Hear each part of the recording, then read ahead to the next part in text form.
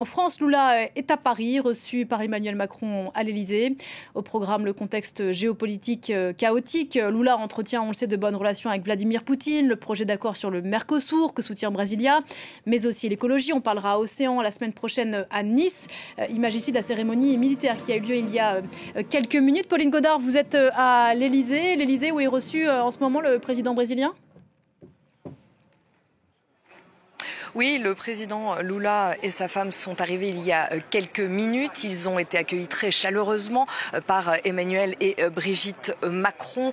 Des accolades amicales, des sourires, des pouces en l'air aussi de la part du président brésilien et du président français. Ils ont même monté les marches qui mènent à l'intérieur de l'Elysée. Ils ont monté les marches tous les quatre, main dans la main. On sait que les deux hommes se connaissent bien et s'apprécient. Rappelez-vous, lors de la visite d'Emmanuel Macron l'année dernière au Brésil, certains avaient vu parler en voyant de ces photos. Il parlait de photos de mariage. Alors cette visite du président Lula est une visite très chargée. Elle s'inscrit d'ailleurs dans le cadre de ce partenariat stratégique et tous ces excusez-moi, contrats qui doivent être signés, notamment aujourd'hui. Partenariat qui avait été lancé lors de la visite d'Emmanuel Macron l'année dernière au Brésil.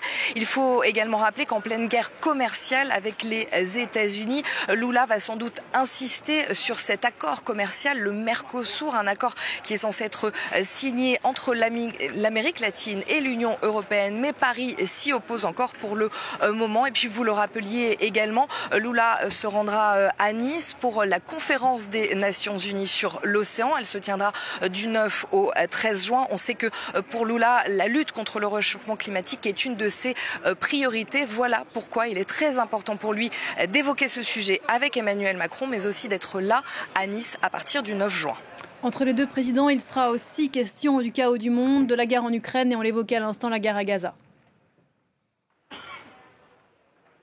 Oui, Lula a d'ailleurs récemment évoqué et déclaré dans un entretien chez nos confrères du Monde que ce qui se passait à Gaza en ce moment était un génocide. Le Brésil avait été l'un des premiers pays d'Amérique latine à reconnaître l'État de Palestine. C'était en 2010 et la France compte sur le Brésil pour être présent lors de cette conférence qui va être organisée aux Nations Unies mi-juin, une conférence à l'initiative de la France et de l'Arabie Saoudite, et pour justement tenter de donner encore une fois un élan à une solution politique au conflit israélo-palestinien. En ce qui concerne l'Ukraine, le Brésil avait condamné l'invasion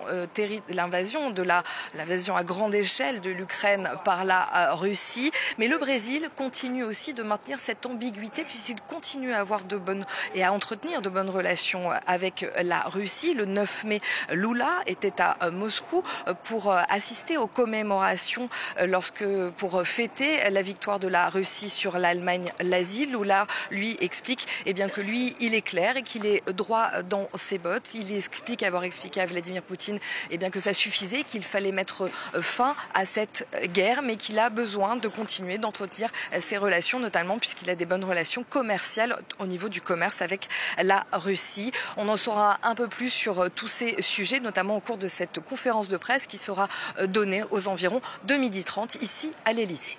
Merci beaucoup Pauline Godard depuis l'Elysée.